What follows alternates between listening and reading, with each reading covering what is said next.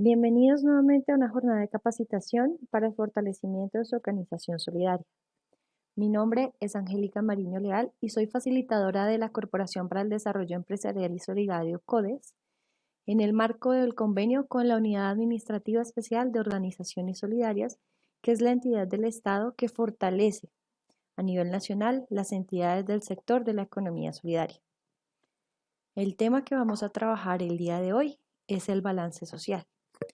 Balance social visto como una herramienta de gestión que permite evaluar cuantitativa y cualitativamente el cumplimiento del objeto social de las organizaciones del sector solidario en un periodo determinado, tal como lo indica o tal como se establece en un balance económico que se mide cualitativa y cuantitativamente de manera anual.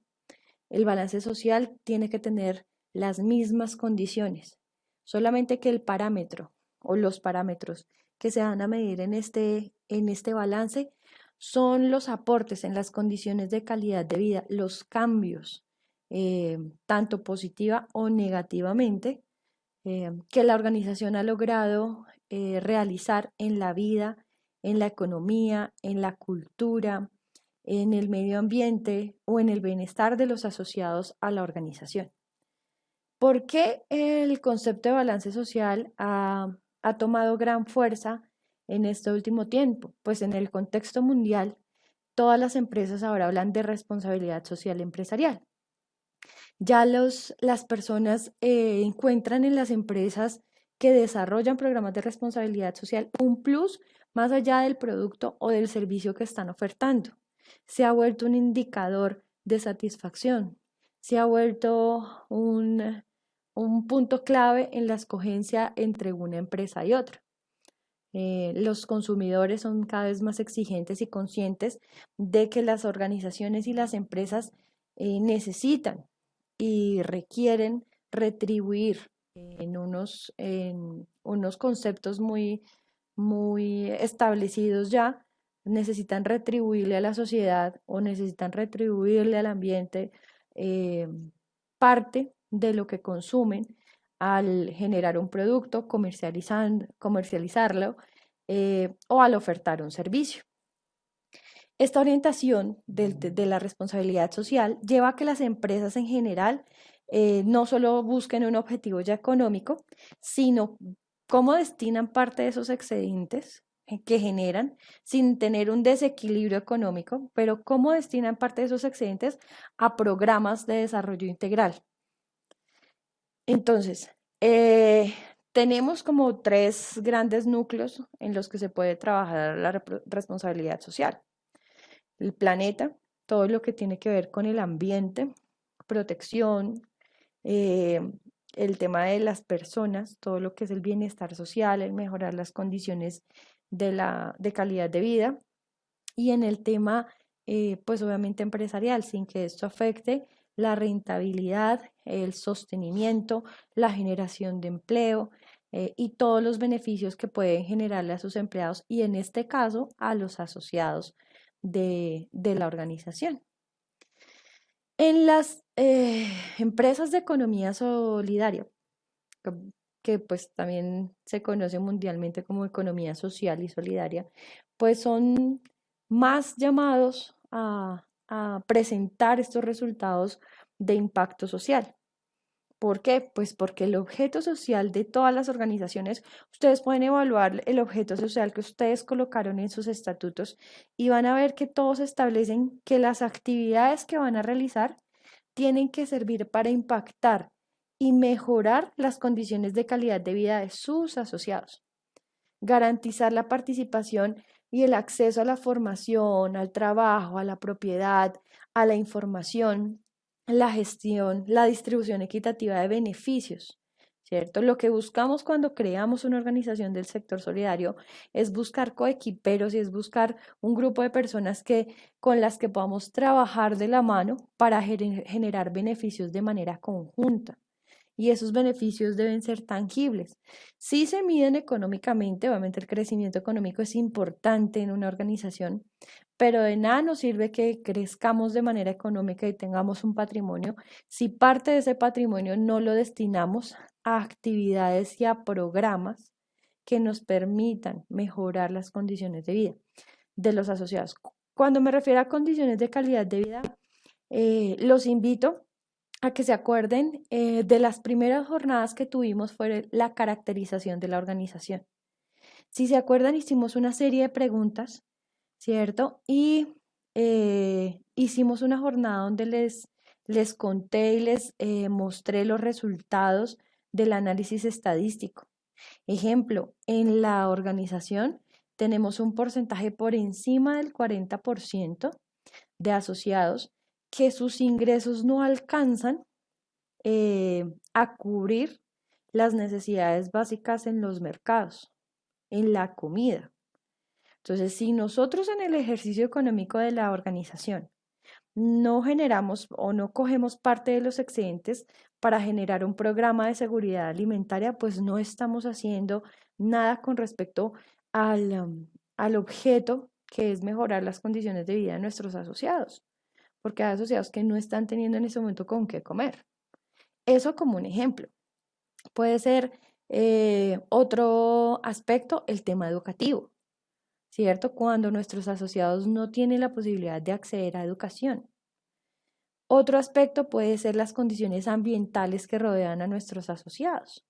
Entonces, todas esas caracterizaciones, todos los diagnósticos nos sirven para establecer cuáles van a ser las actividades que nos van a permitir a nosotros mostrar un balance social entre el antes, comenzando el año, cómo tenemos a nuestros asociados, el durante, qué es lo que hacemos durante el año, las actividades, los recursos destinados, la gestión para cambiar esas condiciones y mejorarlas, y el después, que es finalizando el año, que podemos hacer como ese cruce de cuentas sociales.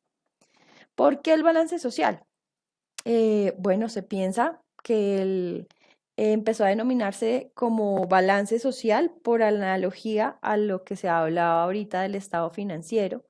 Esta comparación también dio pie al diseño de una metodología llamada contabilidad social.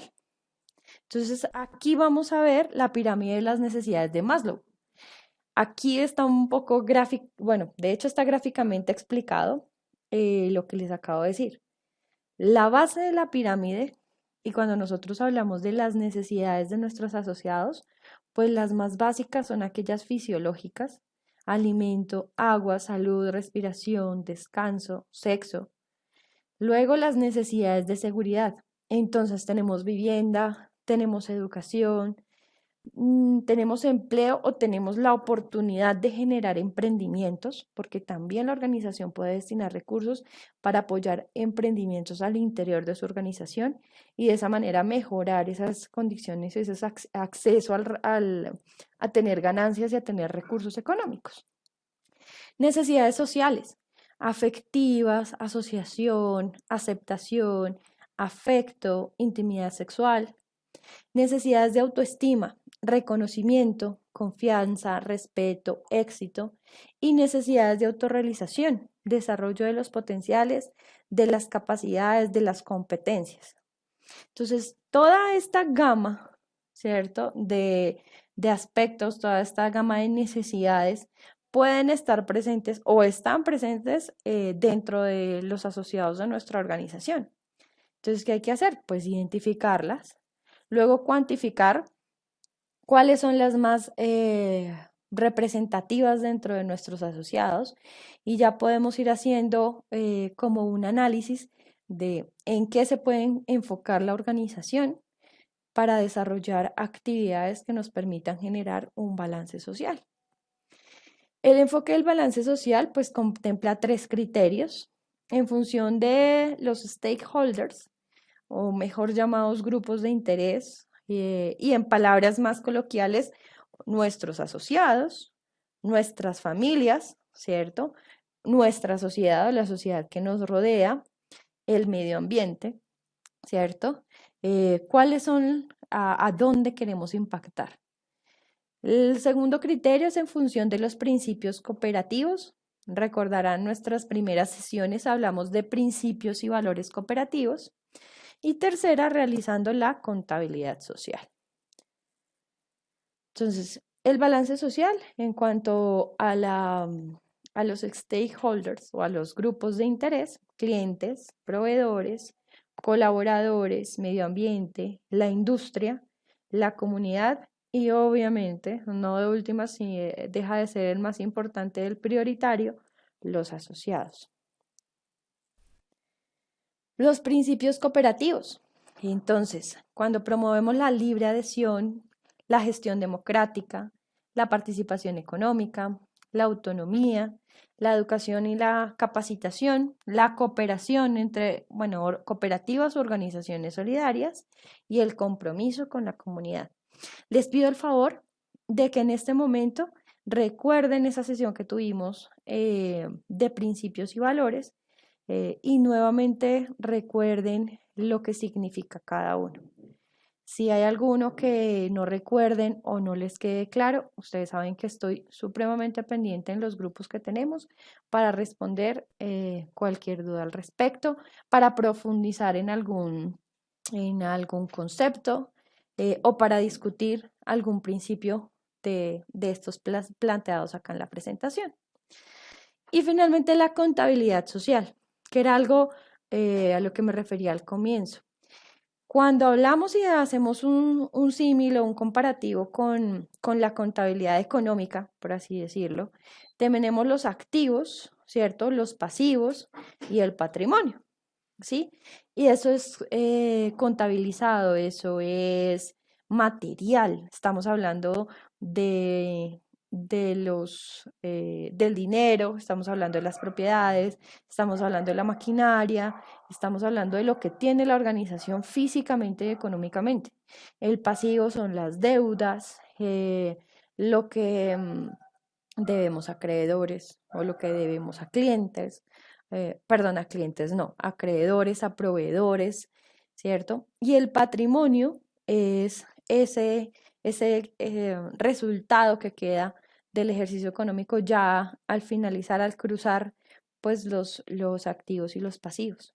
Eso es lo que va haciendo que crezca nuestro patrimonio o disminuya en caso de tener pérdidas. Pues teniendo esto claro, la contabilidad social habla de un activo social, habla del conjunto de las necesidades existentes en los asociados, ¿cierto? Recuerden la pirámide que les mostré, recuerden la caracterización que hicimos al comienzo de este proceso. Entonces, esas son las necesidades, el listado de necesidades. Tenemos necesidades en educación, tenemos necesidades en vivienda, tenemos necesidades en seguridad alimentaria, ¿sí? O las necesidades en salud, educación, alimentación. El pasivo son esas necesidades insatisfechas, es decir, el 40% de nuestros asociados no tienen acceso a seguridad alimentaria.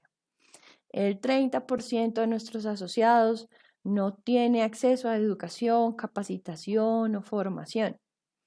El 60% de nuestros asociados no tiene acceso o forma de realizar ahorro, ¿cierto? Para emergencias. El 80% son ejemplos de nuestros asociados no tienen acceso a seguridad social porque trabajan bajo modalidad informal. Esas son las necesidades insatisfechas. Ustedes las tienen o deben tener identificadas. ¿Quiénes? Pues obviamente los líderes de la organización, consejo de administración, junta directiva. Ellos, digamos que tienen que tener, son las personas que más deben conocer sobre estas necesidades insatisfechas. Y el patrimonio social, ¿cierto? El ejercicio para definir el patrimonio social es ese conjunto de necesidades satisfechas que se logró suplir al final del ejercicio. Entonces, de ese 40% de asociados que no tiene acceso a alimentación o a seguridad alimentaria, ¿cuántos al final del ejercicio productivo anual terminaron el año teniendo acceso a alimentos por medio de la organización? cuántos de los asociados que no podían acceder a formación, capacitación y educación, por medio de la organización lograron algún tipo de formación académica, ¿cierto? Y ese va siendo nuestro patrimonio social. El balance social hace parte de la planeación estratégica. Es importante tenerlo en cuenta cuando hacemos la planeación estratégica de la organización, porque recuerden que la planeación la hacemos con base a las necesidades. Planteamos objetivos, metas e indicadores. Esos indicadores son los que nos permiten medir esto que estábamos hablando ahorita, lo anterior, el patrimonio social. Entonces, para que vayan tomando nota, por favor, que debemos hacer una identificación de necesidades, nos vamos a apoyar en la caracterización realizada y vamos a colocar indicadores para ver cómo nos va con el ejercicio de hacer el balance social. Entonces, ¿qué se necesita? Realizar el diagnóstico de los asociados, grupos familiares de la comunidad, ya lo hicimos. Fijar políticas y planificar acciones y asignar recursos. Mire, los recursos no tienen que ser solamente económicos, también de autogestión, también de saber identificar cuáles son las competencias, habilidades y conocimientos y saberes al interior de la organización. Esas políticas y esa planificación de acciones la hicimos cuando hablamos de la planeación estratégica. Evaluar el impacto de las actividades. Eso, pues, en palabras más, palabras menos, es lo que nosotros esperamos que ocurra al realizar esas actividades. Ejemplo, si el 100% de nuestros asociados, es un ejemplo, no tuviera acceso a procesos de capacitación y formación, y somos muy pequeños, somos muy nuevos, somos muy pollitos en todo el tema de la autogestión y estamos aprendiendo en este proceso, pues sabemos que al final del año, ¿cierto? Por nuestras capacidades y por nuestra gestión podríamos eh, pensar en que podemos tener un impacto del 20% sobre esa necesidad.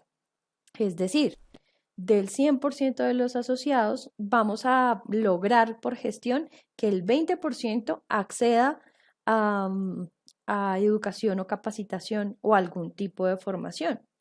¿Sí? Entonces, de eso se trata la evaluación del impacto de las actividades realizadas. Es como proyectar como esa capacidad de respuesta y de gestión que tenemos dentro de la organización para saber hasta dónde podemos ir y no decir del 100% vamos a lograr el 100% cuando posiblemente no tenemos la capacidad o las habilidades para eso. Disponer de la información adecuada y objetiva, ¿cierto? Para transmitir el cumplimiento de la responsabilidad social.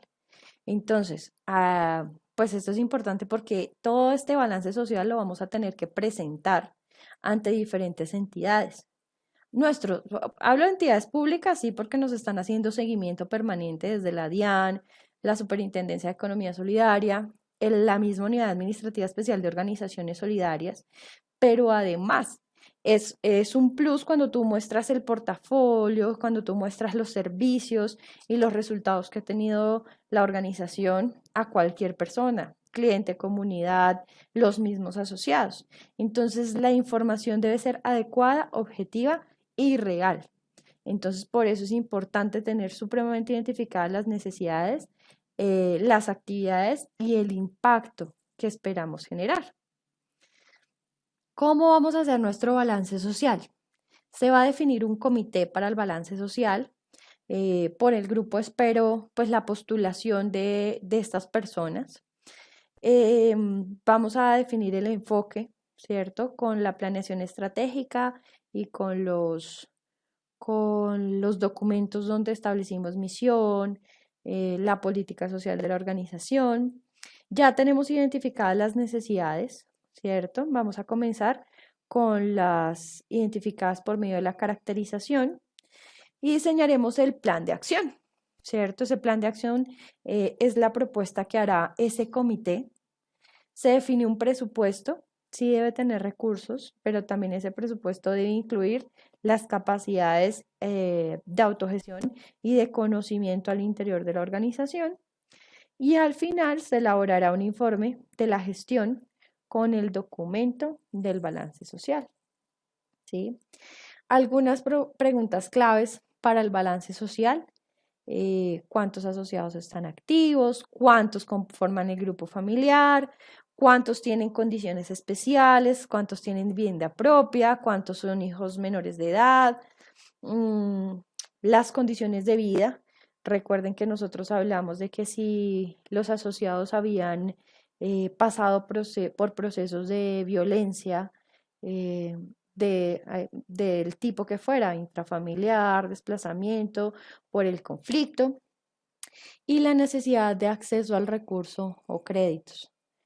Y bueno, pues la idea es que a lo último, en el ejercicio que nosotros vamos a presentarle a los asociados, cuando se presenta el balance social, además, termina el 2020, diciembre, nos preparamos para el 2021.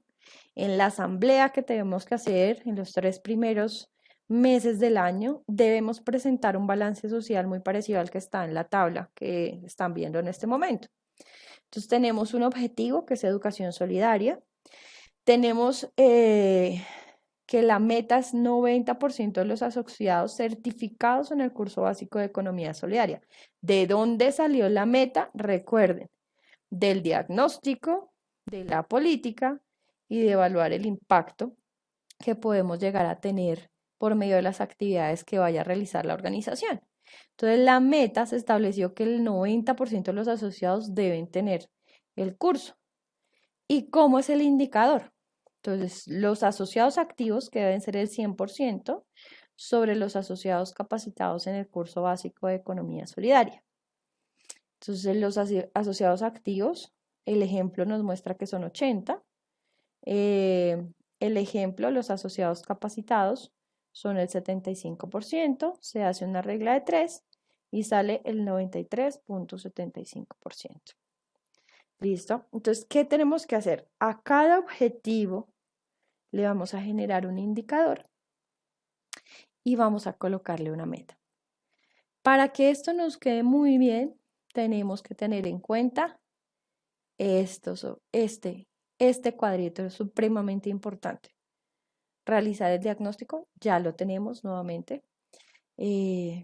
Políticas y planificación de acciones y el impacto que pueden generar las actividades realizadas. Supremamente importante.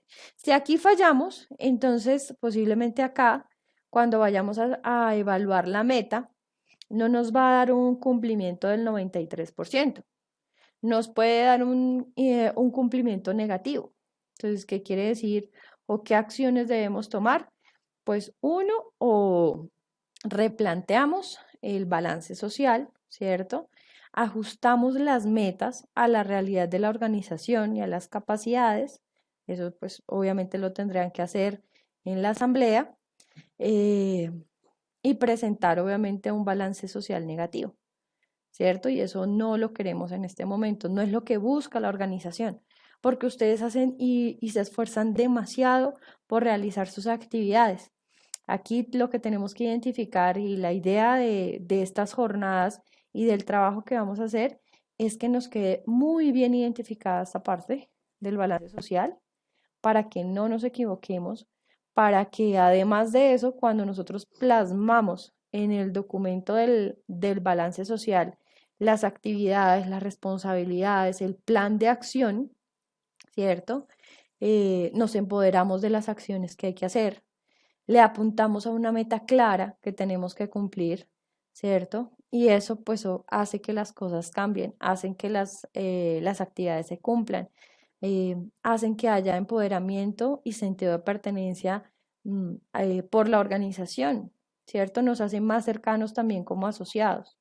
Entonces, por eso es importante que no nos vayamos a equivocar cuando definamos el objetivo, la meta y el indicador. ¿Listo? Bueno, muchísimas gracias a todos por escucharme el día de hoy. Quedo supremamente pendiente por el grupo de dudas, de inquietudes, de observaciones al respecto. Y nada, nos vemos en una próxima ocasión. Hasta luego.